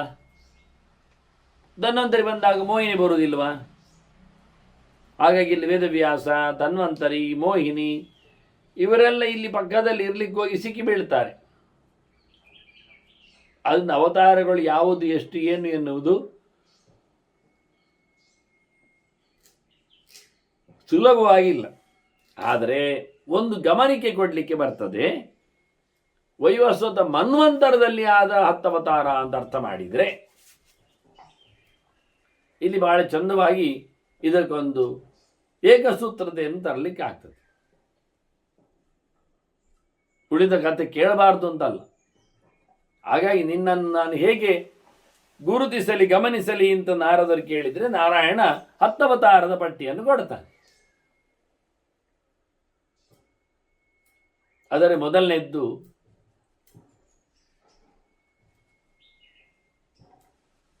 ಮತ್ಸ್ಯ, ಮೀನು. ಕೃಷ್ಣ ಹೇಳ್ತಾನೆ, ನಾರಾಯಣ ಹೇಳ್ತಾನೆ ಇಲ್ಲಿ, ಪೂರ್ವಂ ಮೀನೋ ಭವಿಷ್ಯಾಮಿ ಸ್ಥಾಪಯಿಷ್ಯಾಮಿ ಹಂ ಪ್ರಜಾ. ಇಲ್ಲಿ ಪ್ರಜೆಗಳನ್ನು ನಾನು ನೆಲೆಗೊಳಿಸ್ತೇನೆ ಎನ್ನುವುದು ಸತ್ಯವೇ, ತಪ್ಪೇನಲ್ಲ. ಮುಂದಿನ ಮನ್ವಂತರಕ್ಕಾಗಿ ಅಂತ ಹೇಳುವಂಥದ್ದು ಇದು ಮಧ್ಯಾಹ್ನ. ಆದ್ದರಿಂದ ರೂಪಂಸ ಜಗರೇ ಮಾತ್ಸ್ಯಂ ಚಾಕ್ಷುರಾಂತರ ಸಂಪ್ಲವೇ ನಾವ್ಯಾರೋಪ ಮಹಿಮೈ ಅಪಾತ್. ವೈವಸ್ವತಂ ಮನು ಅಂತ ಪ್ರಜಾಪತಿಯನ್ನು, ಮನುವನ್ನು, ವೈವಸ್ವತ ಮನುವನ್ನು ರಕ್ಷಣೆ ಮಾಡಲಿಕ್ಕಿವ ಇವತ್ತಿನ ಮನ್ವಂತರದ ಒಡೆಯನನ್ನು ರಕ್ಷಣೆ ಮಾಡಲಿಕ್ಕೆ ಇದಕ್ಕಿಂತ ಮೊದಲು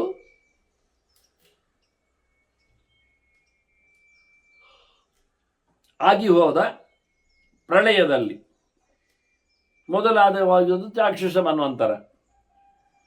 ಅದು ಕಡೆಯಾದಾಗ ಮುಂದಿನ ಮನ್ವಂತರದ ಒಡೆಯನನ್ನು ನಾನು ರಕ್ಷಣೆ ಮಾಡಿದ್ದೇನೆ ಅಂತೇಳಿ ಮೀನಾಗಿ ಬಂದಿದ್ದೇನೆ. ಮೀನಾಗಿ ಬಂದು ನೆಲ ದೋಣಿಯಾಗಿ ನಿಂತಾಗ ಮುಂದೆ ಬರತಕ್ಕಂಥ ಋಷಿಗಳನ್ನು ಎಲ್ಲ ದೋಣಿಯಲ್ಲಿ ಹೊತ್ತುಕೊಂಡು ಸಾವಿರಾರು ವರ್ಷಗಳ ಕಾಲ ನಡೆಯುವ ಈ ಅವಾಂತರ ಮನ್ವಂತರ ಪ್ರಳಯ, ಅವತ್ತಿಗೆ ಅವಾಂತರ ಪ್ರಳಯ ಕರೀತಾರೆ, ಮನ್ವಂತರ ಪ್ರಳಯಕ್ಕೆ ನಿತ್ಯದ್ದಲ್ಲ. ಹಾಗೆ ಅವರನ್ನು ಕಾಪಾಡುವ ಕೆಲಸ, ಪ್ರಳಯ ಕಾಲದಲ್ಲಿ ಅವರನ್ನು ನೆಲೆಗೊಳಿಸಿ ಮತ್ತೆ ಮುಂದಿನ ಮನ್ವಂತರಕ್ಕೆ ಅವರು ಬರುವಂತೆ ಮಾಡುವ ರೀತಿ ಅದು. ಹೀಗೆ ನಾನು ಪ್ರಜೆಗಳನ್ನು ಅಂತ ಒಂದು ಅರ್ಥ. ಇನ್ನೊಂದು ಮುಖ್ಯವಾಗಿ ಪ್ರಜಾ ಅಂದರೆ ಪ್ರಜ್ಞಾ ಅಂತ ಅರ್ಥ, ಜ್ಞಾನ. ಯಾವುದರಿಂದ ಪ್ರಕೃಷ್ಟವಾಗಿ ಮನುಷ್ಯ ಹುಟ್ಟುತ್ತಾನೆ ಅಂದರೆ ದ್ವಿಜ ಆಗುವುದಾಗಿ ಅಲ್ವೋ, 2ನೇ ಸತ್ಯ ಅಂದರೆ ಜ್ಞಾನದಿಂದ. ಹಾಗಾಗಿ ನಾನು ಏನಾಯಿತು ಅಂದರೆ ಹಿಂದೆ ಅಸುರರು ಚತುರ್ಮುಖನ ಕೈಯಲ್ಲಿರತಕ್ಕಂತಹ ವೇದದ ವ್ಯವಸ್ಥೆಯನ್ನು, ಚಿಂತನೆಯನ್ನು ತಪ್ಪಿಸಿಬಿಟ್ರು. ತಮ್ಮ ಪ್ರಭಾವದಿಂದಾಗಿ ವಿದ್ಯೆ ತಪ್ಪಿತು, ವೇದವಿದ್ಯೆ. ಹಾಗಾಗಿ ಅಸುರನನ್ನು ಸಂಹಾರ ಮಾಡಲಿಕ್ಕೆ ಮೀನ ರೂಪದಲ್ಲಿ ಭಗವಂತ ಬರ್ತಾನೆ ಎನ್ನುವುದು ಒಂದು ವಿಷಯ ಇಲ್ಲಿ. ಹಾಗಾಗಿ ಇಲ್ಲಿ ತಾಪಯಿಷ್ಯಾಮಿ ಹಂ ಪ್ರಜಾ ಲೋಕಾನ್ವೈ ಧಾರಯಿಷ್ಯಾಮಿ ಅಂತೇಳಿ ಲೋಕಧಾರಣೆ. ಲೋಕಧಾರಣೆ ಏನುಂಟು? ಲೋಕ ಅಂದರೆ ಜ್ಞಾನ ಅಂತ ಅರ್ಥ ಉಂಟಲ್ಲ, ದರ್ಶನ ಅರ್ಥ ಉಂಟು. ಆದ್ದರಿಂದ ವೇದಗಳನ್ನು ನಾನು ಹೊತ್ತಿದ್ದೇನೆ.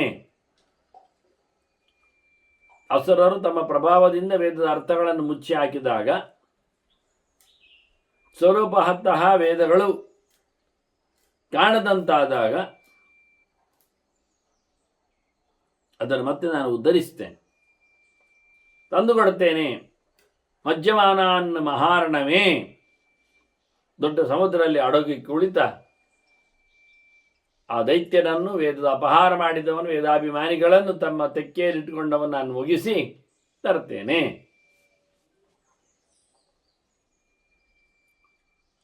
ಹೀಗೊಂದು ವಿಶೇಷವಾದಂತಹ ಅವಾಂತರ ಪ್ರಳಯದಲ್ಲಿ, ಮನ್ವಂತರ ಪ್ರಳಯದಲ್ಲಿ ಸಂಚಾರ ಮಾಡಿದ ಮೀನರೂಪದ ಚಿಂತನೆಯನ್ನಿಲ್ಲಿ ತಂದಿದ್ದಾರೆ. ಮತ್ಸ್ಯ ಯುಗಾಂತ ಸಮಯೇ ಮನುರೋಪಲಬ್ಧ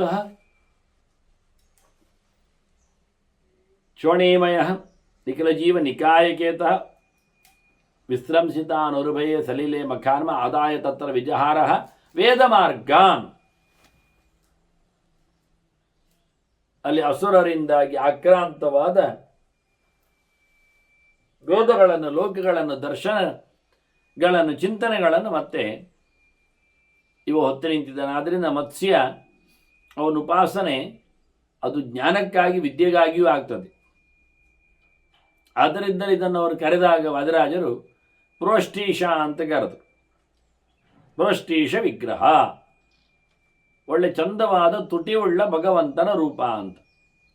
ಉಷ್ಠ, ಒಳ್ಳೆಯ ತುಟಿ. ಒಳ್ಳೆಯ ತುಟಿ ಅಂದರೆ ಅದು ತುಟಿ ಒಳ್ಳೆಯದಿರ್ತದೆ, ಇಲ್ಲಾದ್ರೆ ಈಗ ಬಣ್ಣ ಹಾಕ್ತಾರೆ ಒಳ್ಳೆಯದು ಕಾಣಲಿಕ್ಕೆ. ಅದಲ್ಲ, ತುಟಿಗೆ ಒಳ್ಳೆಯದು ಅಂತ ಹೇಳೋದು ಯಾವಾಗ ಅಂದರೆ ಅದು ಭಗವಂತನನ್ನು ಹೇಳುವುದರಿಂದ.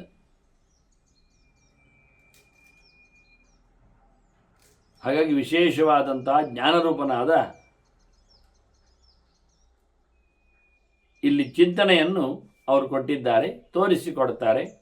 ಉತ್ತಮವಾದಂಥ ಉಪದೇಶ ಮಾಡುವ ರೂಪ ಅಂತ ಅನ್ನೋ ನೆಲೆಯಲ್ಲಿ ಮೀನು ನೋಡಲಿಕ್ಕೂ ಹಾಗೆ ಚಂದವಾದಂಥ ತುಟಿ ಉಂಟು. ಅದಕ್ಕೆ ಅದು ಬಾಯಿ ಎದುರಿದ್ದದ್ದನ್ನು ತುಟಿ ಅಂತ ಕರೆಯಿತು. ಕೆಲವು ತುಟಿ ಮೀನು ಉಂಟು, ಇಲ್ಲ ಅಂತಲ್ಲ. ಮೀನು ತನ್ನ ಮುಸುಂಡಿನಿಂದ ಅದು ತನ್ನ ತೊಟ್ಟಿಯನ್ನು ಮುತ್ತಿಕೊಳ್ಳುತ್ತಾ ಇರ್ತದೆ. ಅಲ್ಲಿರುವ ಪಾಚಿಯನ್ನು ತಿನ್ನಲಿಕ್ಕೂ ಬರ್ತದೆ. ಅದು ಮನುಷ್ಯನ ನೋಡುವಾಗ ಮುಸುಂಡು ಮುತ್ತಿ ತರುವಾಗಲೂ ಹಾಗೆ ಕಾಣುತ್ತದೆ. ಅಂತ ಅನೇಕ ಜಾತಿಗಳಿವೆ. ಅಗಲವಾದ ಬಾಯುಳ್ಳವುಗಳು, ಅದನ್ನು ಶಪರಿ ಅಂತ ಕರೀತಾರೆ. ಇದನ್ನು ಇಲ್ಲಿ ಗಮನಿಸ್ತಾರೆ, ಗುರುತಿಸಿದ್ದಾರೆ. ದದಾರ ಶಪರಿ ರೂಪಂ ಅಂತ ಹೇಳಿಕೊಂಡು ಅದನ್ನು ಚಿಂತನೆಯಲ್ಲಿ ತಂದಿದ್ದಾರೆ. ಹೀಗಾಗಿ ಅಂತ ವಿಚಿತ್ರವಾದ ಉದ್ದನೆಯ ಮೀನಿದು, ಭಾರಿ ಉದ್ದ ಮೀನು. ಐಮೋ ನಿಯುತ ಯೋಜನ ಅಂತ 1,00,000 ಮೈಲು ಉದ್ದದ ಮೀನಿನ ರೂಪದಲ್ಲಿ ಬಂದಿದ್ದಾನೆ. ಹಾಗಾಗಿ ಇದನ್ನು ನಾವು ಹಾವು ಮೀನು ಅಂತ ಕರಿಬಹುದು. ಆ ಜಾತಿಗಳಲ್ಲಿ, ಆ ಪ್ರಕಾರಗಳಲ್ಲಿ ಇದ್ದದ್ದು. ನಾನು ಮತ್ತೆ ದ್ವಿತೀಯ ಕೂರ್ಮರೂಪೋವೈ, ಮತ್ತೆ ಈ ಮನ್ವಂತರದಲ್ಲಿ ನಾನು ಬಂದದ್ದು ಕೂರ್ಮನಾಗಿ ಬಂದಿದ್ದೇನೆ. ಹೇಮಕೂಟ ನಿಭಃ ಸ್ಮೃತಃ, ನನ್ನದು ಬಂಗಾರದ ಮೈಬಣ್ಣ. ಹೇಗೆ ಮತ್ಸ್ಯನದ್ದು ಬಂಗಾರದ ಮೈಬಣ್ಣ ಇತ್ತು, ಹಾಗೆ ನಾನು ಕೂರ್ಮನಾಗಿ ಬಂದಾಗಲೂ ಗಟ್ಟಿಯಾದ ದೇಹವನ್ನು, ಬಂಗಾರದ ಬೆಳಕುಳ್ಳ ದೇಹವನ್ನು ಪಡೆದಿದ್ದೇನೆ. ಮಂದರಂಧಾರ ಇಷ್ಯಾಮಿ, ನಾನು ಚಂದವಾದ ಬೆನ್ನಿನಲ್ಲಿ ನಾನು ಮಂದರ ಪರ್ವತವನ್ನು ಹೊತ್ತಿದ್ದೇನೆ. ಯಾಕೆ ಹೊತ್ತಿದ್ದು ಕೇಳಿದರೆ ಅಮೃತಾರ್ಥಂ ದ್ವಿಜೋತ್ತಮ, ಅಮೃತಕ್ಕೆ. ದೇವತೆಗಳು, ದೈತ್ಯರು ಒಟ್ಟು ಸೇರಿ ಸಮುದ್ರದ ಮಥನಕ್ಕೆ ನಿಂತು ಅಮೃತವನ್ನು ಭರಿಸಲು ಮಾಡಿದ್ದಾರೆ. ಹಾಗಾಗಿ ಅದು ಮಂದರ ಬಿದ್ದೋದಾಗ ಅದನ್ನು ನಾನು ಬೆನ್ನಲ್ಲಿ ಎತ್ತಿಕೊಂಡು ಜನರಿಗೆ ಅಮೃತ ಬರುವಂತೆ ಮಾಡಿದೆ. ಇಲ್ಲಾದರೆ ನಾನು ಅಡಿಯಲ್ಲಿ ಎತ್ತಿಕೊಳ್ಳದಿದ್ದರೆ ಕಡಿಯುವ ಕೋಲು ಕೆಳಗೆ ಹೋಗ್ತದೆ, ಇಲ್ಲ ಆಗ್ತದೆ.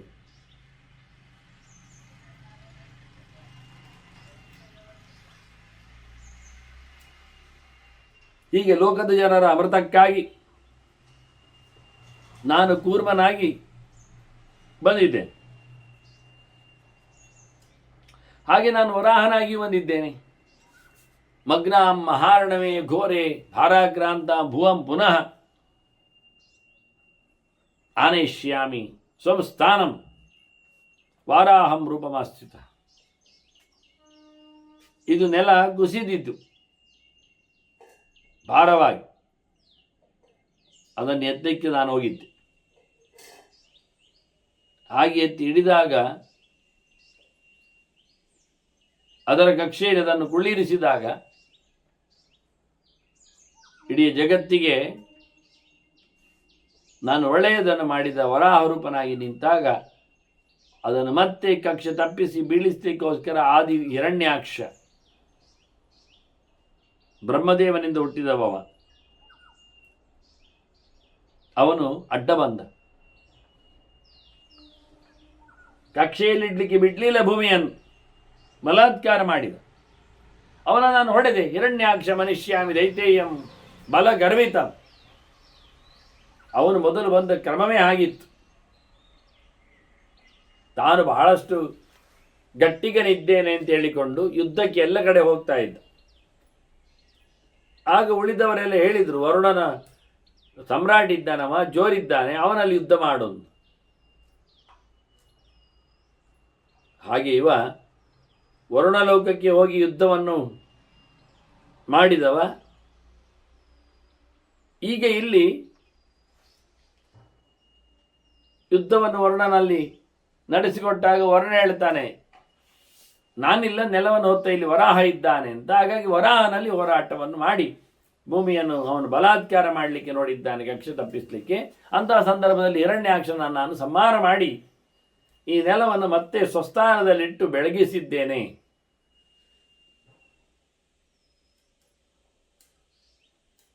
ಅನ್ನುವುದಾಗಿ ವರಾಹರೂಪನ ಚರಿತೆಯನ್ನು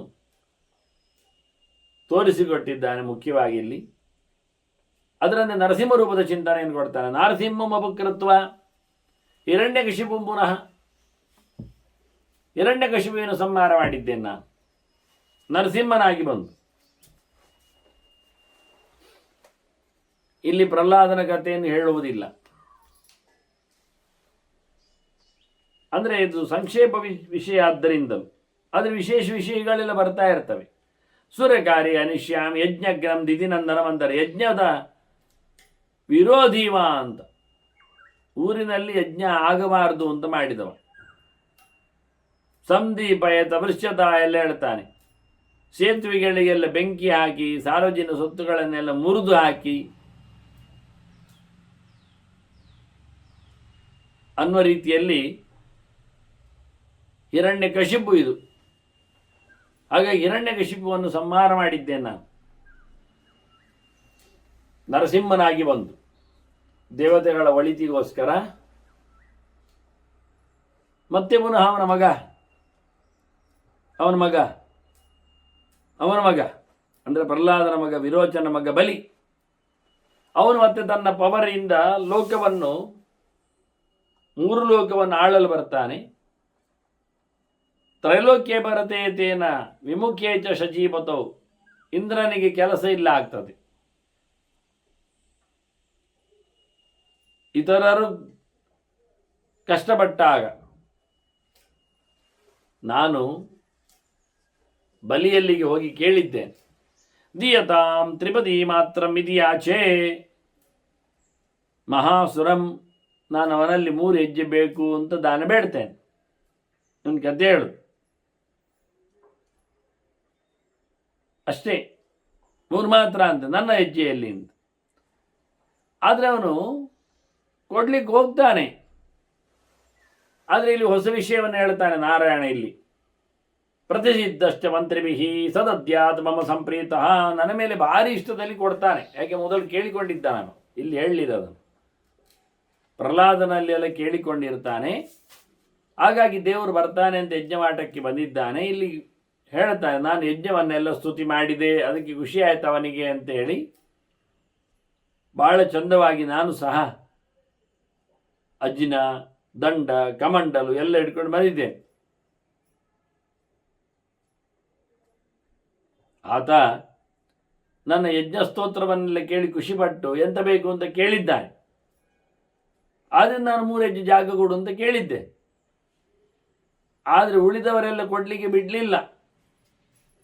ಅವನು ಒಳ್ಳೆ ತಿಳ್ಕೊಂಡವ.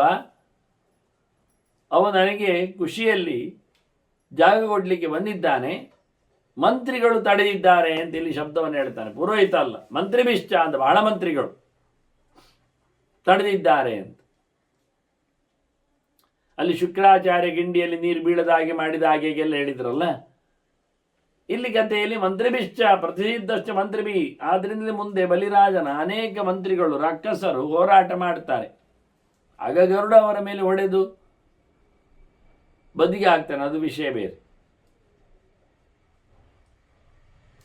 ಯಾವಜ್ಜಲ ಹಸ್ತಗತಂ ತ್ರಿವೀರ ವಿಕ್ರಮಣೈ ಯುತಾಂ, ಕೈಗೆ ನೀರು ಬಿತ್ತ, ನಾನು 3 ಬಟ್ಟೆ ಆಗಿದ್ದೇನೆ ಅಂತಾನೆ. ದಾನ ನಮ್ಮದು 3 ಹೆಜ್ಜೆಯ ದಾನ, 3 ಹೆಜ್ಜೆಯಲ್ಲಿ ನಾನು ಇಡೀ ಲೋಕವನ್ನು ಅಳೆದು ನಿಂತಿದ್ದೇನೆ.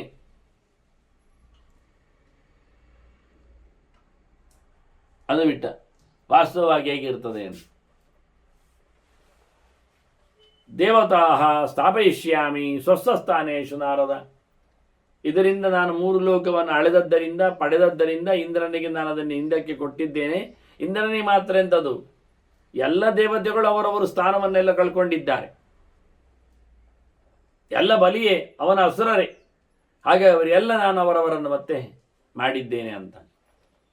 ಬಲಿಂಚೈವ ಕರಿಷ್ಯಾಮಿ ಪಾತಾಳ ತಳವಾಸಿನಂ, ಬಲಿಯನ್ನು ನಾನು ಪಾತಾಳಕ್ಕೆ ಹೋಗುವಂತೆ ಮಾಡಿಬಿಟ್ಟಿದ್ದೇನೆ. ಮತ್ತೆ ಪುನಃ ತ್ರೇತಾಯುಗೆ ಭವಿಷ್ಯಾಮಿ ರಾಮೋ ಭೃಗುಲೋದ್ಭವ ಕ್ಷತ್ರಂ ಚ ಉತ್ಸಾದೇಶ್ಯ, ಕೆಟ್ಟದ್ದು ಮಾಡಿದ ರಾಜರನ್ನೆಲ್ಲ ಸಂಹಾರ ಮಾಡಿದ್ದೇನೆ ನಾನು. ಮತ್ತೆ ಬಂದಿದ್ದೇನೆ ನಾನು ಭೃಗುವಂಶದಲ್ಲಿ ಪರಶುರಾಮನಾಗಿ. ಆ ಕ್ಷತ್ರಿಯರ ಕೈಲಿರತಕ್ಕ ಸಮೃದ್ಧ ಬಲ ವಾಹನ ಅವರೆಲ್ಲವನ್ನೂ ಸಹ ಮುರಿದಿದ್ದೇನೆ. ಮತ್ತೆ ಸಂಧೌತು ಸಮನ ಪ್ರಾಪ್ತೆ ತ್ರೇತಾಯಾಂ ದ್ವಾಪರಸ್ಯ ಚ, ದ್ವಾಪರ ಮತ್ತು ತ್ರೇತಾಯುಗದ ಸಂಧಿಕಾಲದಲ್ಲಿ, ಅಂದರೆ ತ್ರೇತಾಯುಗ ಮುಗಿದ ಬಂದಾಗ, ದ್ವಾಪರ ಬರಬೇಕು ಬಂದಾಗ ನಾನು ಮತ್ತೆ ರಾಮನಾಗಿ ಬಂದಿದ್ದೇನೆ. ಇಲ್ಲಿ ಒಂದು ವಿಶೇಷಾಂಶವನ್ನು ಇದಕ್ಕೆ ಸಂಬಂಧಪಟ್ಟಂತೆ ಹೇಳುತ್ತಾನೆ ನಾರಾಯಣ. ಅದೇ ಹಿಂದೆ ಬಂತಲ್ಲ, ಏಕತ ದ್ವಿತ ತ್ರಿತ 3 ಜನ ಋಷಿಗಳು ನೋಡಿ ಬಂದದ್ದು, ಮತ್ತು ಗುರುಗಳಿಗೆ ಸಮಾಧಾನ ಮಾಡಿದ್ದು, ದೇವರು ಕಾಣುವುದಿಲ್ಲ ಮಾರಾಯ, ಹೋಮ ಮಾಡು ಅಂತೇಳಿ. ಹಾಗಾಗಿ ಅಂತಹ 3 ಜನ ಋಷಿಗಳು ಅವರ ಹತ್ರ ಹೇಳಿತ್ತು, ನೀವು ಹೋಗಿ ದೇವರಿಗೆ ಕಾಣುವುದಿಲ್ಲ, ನೀವಂತ ಮತ್ತೆ ಸಹಾಯ ಮಾಡಲಿಕ್ಕುಂಟು ದೇವರಿಗೆ ಅಂತ. ಎಂತ ಸಹಾಯ ಮಾಡಲಿಕ್ಕೆ? ಇದೇ ಸಹಾಯ. ಅವರು 3 ಜನ ಒಂದು ಸರ್ತಿ ಯಜ್ಞ ಮಾಡಿದರು, ಅವರ ಒಬ್ಬನದ್ದು ರಾಜನದ್ದು. ಅಲ್ಲಿ ದಕ್ಷಿಣ ಗಂಡಾಬಟ್ಟೆ ಕೊಟ್ಟಿದ್ರು. ಒಂದಿಷ್ಟು ದನಗಳನ್ನು ಇವರು ಅಟ್ಟಿಸಿಕೊಂಡು ಬಂದರು, ಕರ್ಕೊಂಡು ಬಂದರು. ಆಗ ತ್ರಿತನಿಗೆ ಕೊಡಬಾರದು ಅಂತ ಹೇಳಿ ಏಕತ ಮತ್ತು ದ್ವಿತ ಅವರಿಬ್ಬರು ಹಿಂದಿನಿಂದ ಮೆಲ್ಲಕ್ಕೆ ದನಗಳನ್ನು ಅಟ್ಟಿಸಿಕೊಂಡು ಬಂದರು. ಆಗ ಎದುರಲ್ಲಿ ಒಂದು ತೋಳ ಬರಲಿಕ್ಕೆ ಹೋಗಿ ರಾತ್ರಿ ಹೊತ್ತಾದಾಗ ಇವ ಹೆದರಿಕೊಂಡ ತ್ರಿತ. ಓಡುವಾಗ ಅವನು ಬಾವಿಗೆ ಬಿದ್ದ, ನೀರಿಲ್ಲದ ಬಾವಿಗೆ ಬೊಬ್ಬೆ ಹೊಡೆದಿದ್ದಾನೆ. ಇವರಿಗೆ ಕೇಳಿದೆ ಏಕತನಿಗೆ ಮತ್ತು ದ್ವಿತನಿಗೆ, ಅವನಿಗೆ ಮತ್ತೆ ದನ ಕೊಡಬೇಕಾಗ್ತಾ ಹೇಳಿ ಅವರಿಬ್ಬರು ಸಹ ಕೇಳದಾಗಿ ಮಾಡಿ, ಅಣ್ಣನೇ ಸ್ವಂತ ಕೇಳದಾಗಿ ಮಾಡಿ ಹೋಗಿಬಿಟ್ಟಿದ್ದಾರೆ. ಹೀಗಾಗಿ ದ್ವಿತ ಮತ್ತು ವಾಸ್ತವವಾಗಿ ಏಕತ ತ್ರಿತನ ಮೇಲಿನ ಒಂದು ಮೋಸದಿಂದ ಅವರು ತಮ್ಮ ದನವನ್ನು, ಅವನ ದನವನ್ನು ಸಹ ಲಪಟಾಯಿಸಿಕೊಂಡ್ರು.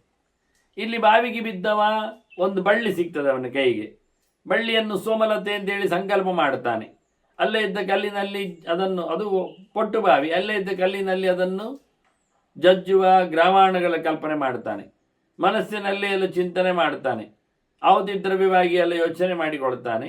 ಸೋಮರಥವನ್ನು, ಅದೇ ಸೋಮದ್ರವ್ಯವನ್ನು, ದೇವತೆಗಳನ್ನೆಲ್ಲ ಹೀಗೆ ಸಂಕಲ್ಪ ಮಾಡಿ ಅಲ್ಲೇ ಕೂತ್ಕೊಂಡು ಯಜ್ಞ ಮಾಡಿದ ರೀತಿಯಲ್ಲಿ, ಸಮರ್ಪಣೆ ಮಾಡುವ ರೀತಿಯಲ್ಲಿ ಆತ ಮಾಡುವಾಗ ದೇವತೆಗಳು ಬರ್ತಾರೆ, ಆಹುತಿ ತಗೊಳ್ತಾರೆ, ಅವನನ್ನು ಉದ್ಧಾರ ಮಾಡುತ್ತಾರೆ. ಇದರಿಂದಾಗಿ ಅವನ ಮೇಲೆ ಬಂದವ ಕೋಪದಲ್ಲಿ ತನ್ನ ಸೋದರರಿಗೆ ಶಾಪ ಕೊಡ್ತಾನೆ. ನೀವು ಅದೇ ತೋಳಗಳಾಗಿರಿ ಅನ್ನುವ ಹಾಗೆ ನೀವು ಹಾಳುಗಳಾಗಿರಿ, ಪ್ರಾಣಿಗಳಾಗಿರಿ ಅಂತ. ಅವರ ಪ್ರಾಣಿಗಳಾಗಿದ್ದರಿಂದ ಇಬ್ಬರು, ತ್ರಿತನ ಶಾಪದಿಂದ ಏಕದ ಮತ್ತು ದ್ವಿತರು ಕರಡಿಗಳು, ಮಂಗಗಳು ಒಂದು ರೀತಿಯಲ್ಲಿ ಆಗಲಿಕ್ಕೆ ಹೋಗಿ ಅವುಗಳ ಸಂತಾನವೇ ರಾಮಾಯಣ ಕಾಲದಲ್ಲಿ ರಾಮನಿಗೆ ಸಹಾಯಕ್ಕೆ ಬಂದದ್ದು ಅಂತ ಇದು ಹೊಸ ಕಥೆಯನ್ನು ಉಲ್ಲೇಖ ಮಾಡ್ತಾರೆ. ತ್ರಿತೋಪಘಾತಾತ್ ವೈರೂಪ್ಯಂ ಏಕತೋ ತದ್ವಿತಸ್ತತ, ತ್ರಿತನಿಗಾದ ಅನ್ಯಾಯದಿಂದ ಏಕತನಿಗೆ ಮತ್ತು ದ್ವಿತನಿಗೆ ವಿರೂಪವಾಗಿ ಬಂತು. ವಿರೂಪ ಯಾವುದದು? ಪ್ರಾಪ್ಸ್ಯತೆ ವಾನರತ್ವಂ ಹಿ, ಪ್ರಜಾಪತಿ ಸುತವು ಋಷಿ, ಅವರು ಋಷಿಯಾದವರು ಮಂಗಗಳಾಗಿ ಉಡುತ್ತಾರೆ. 2 ರೀತಿಯಾದ ಮಂಗಗಳಾಗಿ ಬರ್ತಾರೆ ಅವರು. ಹೀಗೆ ದೇವತೆಗಳಿಗೆ ಸಹಾಯ ಮಾಡಲಿಕ್ಕೋಸ್ಕರ ಅವರ ವಂಶದವರು. ತಯೋರ್ವೈ ದು ಅನ್ವಯೇ ಜಾತಾ ಭವಿಷ್ಯಂತಿ ವನೌಕಸಃ ತತ್ರ ಅದೇಗಿದೆ ಶಕ್ರ ತುಲ್ಯ ಪರಾಕ್ರಮ, ಮಂಗಗಳು ಭಾರಿ ಜೋರು, ಇಂದ್ರನ ಹಾಗೆ. ಅವುಗಳೆಲ್ಲ ತೇ ಸಹಾಯ ಭವಿಷ್ಯಂತಿ. ಆಗ ನಾನು ಮಂಗಗಳ ಸಹಾಯದಿಂದ ರಾವಣನ ಸಂಹಾರ ಮಾಡ್ತೇನೆ. ರಾಣಿಷ್ಯೇ ರಾವಣಂ ರೌದ್ರಂ ಸಗಣಂ ಲೋಕಗಂಟಕಂ. ಲೋಕಗಂಟಕನಾದ ರಾವಣನ ಸಂಹಾರ ಮಾಡ್ತೇನೆ. ವಿಭೀಷಣನಿಗೆ ರಾಜ್ಯ ಕೊಡುತ್ತೇನೆ. ಮತ್ತೆ ಅಲ್ಲಿ ಅಯೋಧ್ಯೆ ಜನರನ್ನು ಅಯೋಧ್ಯಾವಾಸಿನ ಸರ್ವಾನ್ನ ನೇಷ್ಯೇಹಂ ಲೋಕಮವೀಯಂ. ನಾನು ಅವರನ್ನೆಲ್ಲ ಉತ್ತಮ ಲೋಕಕ್ಕೆ ಸಮಾಯಾತ ಹೇಳಿ ಮೋಕ್ಷದೆಡೆಗೆ ಅವರನ್ನು ನಾನು ಕರ್ಕೊಂಡು ಹೋಗ್ತೇನೆ. ಇದೇ ಅಯೋಧ್ಯವಾಸಿಗಳು. ಮುಂದೆ ದ್ವಾಪರಸ್ಯ ಕಲೆಶ್ಚೈವ ಸಂಧೌ. ದ್ವಾಪರ ಕಳೆದಾಗ, ಕಲಿಯುಗ ಬಂದಾಗ ನಾನು ಕೃಷ್ಣನಾಗಿ ಬರ್ತೇನೆ. ಪ್ರಾದುರ್ಭಾವ ಕಂಸಯೇತೋಹೋ ಮಥುರಾಯಾಂ ಭವಿಷ್ಯತ್. ಮಥುರೆಯಲ್ಲಿ ಕಂಸನ ಸಂಹಾರಕ್ಕಾಗಿ ನಾನು ಬರ್ತೇನೆ. ಕಂಸ ಕಾಲನೇಮಿಯಾಗಿ ಬಂದವ. ಮತ್ತೆ ನಾನು ಅವರ ಉಪಟಳಕ್ಕಾಗಿ ನಾನು ದ್ವಾರಕೆಯಲ್ಲಿ ನನ್ನ ಸ್ಥಾನವನ್ನು ಮಾಡುತ್ತೇನೆ. ನಾನು ಕುಶಸ್ಥಲೀಂ ಕರಿಷ್ಯಾಮಿ ನಿವಾಸಂ ದ್ವಾರಕಾಂ ಪುರೀಂ. ಮತ್ತೆ ಕೊನೆಗೆ ದ್ವಾರಕೆಯನ್ನು ಮುಳುಗಿಸಿಕೊಂಡು ಹೋಗ್ತೇನೆ. ಹೋಗುವಾಗ ಅಂತಾನೆ, ನನ್ನ ಅವತಾರದಲ್ಲಿ ಕೃಷ್ಣ ಅವತಾರ ಎಷ್ಟು ಹೇಳ್ತಾನೆ, ನರಕನ ಸಂಹಾರ ಮಾಡುತ್ತೇನೆ. ಅಸ್ಸಾಂ ದೇಶದಲ್ಲಿದ್ದ ಪ್ರಾಗ್ಜ್ಯೋತಿಷದವ ಇದ್ದ ಬಾಣಾಸುರನ ನನ್ನ ಮೊಮ್ಮಗನಿಗಾಗಿ ಅನಿರುದ್ಧನಿಗಾಗಿ ನಾನು ಮಾಡುತ್ತೇನೆ. ಆ ಬಾಣಾಸುರ ಸಂಹಾರದ ಪಕ್ಕದಲ್ಲಿ ಅವರಿಬ್ಬರು ಬಂದಿರ್ತಾರೆ ಹೋರಾಟಕ್ಕೆ, ರುದ್ರ ಮತ್ತೆ ಸ್ಕಂದ, ಮುಂದಿನ ಎರಡು ಶಕ್ತಿಗಳು ಬ್ರಹ್ಮನ ನಂತರದಲ್ಲಿ. ಅವರಿಬ್ಬರು ಸೋತಿದ್ದಾರೆ ನನ್ನಿಂದ. ಹಾಗೆ ಮಾಡಿದ್ದೇನೆ ಹೋರಾಟ. ಪೌಂಡ್ರಗನನ್ನು ಸಂಹಾರ ಮಾಡುತ್ತೇನೆ. ಅದರಾಜಿಗೆ ಮತ್ತೆ ಕೇಶ್ಯ ಅಸುರ ಇದ್ದಾನೆ, ಅವನ ಸಂಹಾರ. ಸೌಭಸಾಲನ ಸಂಹಾರ, ಧೇನುಕಾಸುರ, ವೃಷರೂಪದಲ್ಲಿ ಬಂದ ಹರಿಷ್ಠನ ಸಂಹಾರ. ಅದರಂತೆ ಪ್ರಲಂಬ. ಅದಕ್ಕೆ ಇಲ್ಲಿ ಪ್ರಲಂಬನ ಸಂಹಾರ ಮಾಡಿದ್ದು, ಧೇನು ಸಂಹಾರ ಮಾಡಿದ್ರಲ್ಲಿ ಬಲರಾಮ ಸೇರ್ಲಿಕ್ಕೆ ಹೋಗಿ ಬಲರಾಮನ ಚಿಂತನೆಯು ಬಂದತ್ತು. ಹಾಗೆ ನಾನು ಬೆಟ್ಟ ಎತ್ತಿದ್ದೇನೆ. ಗಿರಿವರ್ಧನ, ಗೋವರ್ಧನ ಅತ್ತ ಜರಾಸಂಧನ ಸಂಹಾರವನ್ನು ಮಾಡಿಸಿದ್ದೇನೆ. ನಾನು ಧರ್ಮರಾಜನ ಅಗ್ರಪೂಜೆಯನ್ನು ಸ್ವೀಕಾರ ಮಾಡುವಲ್ಲಿ ಶಿಶುಪಾಲನ ಸಂಹಾರ ಮಾಡಿದ್ದೆ.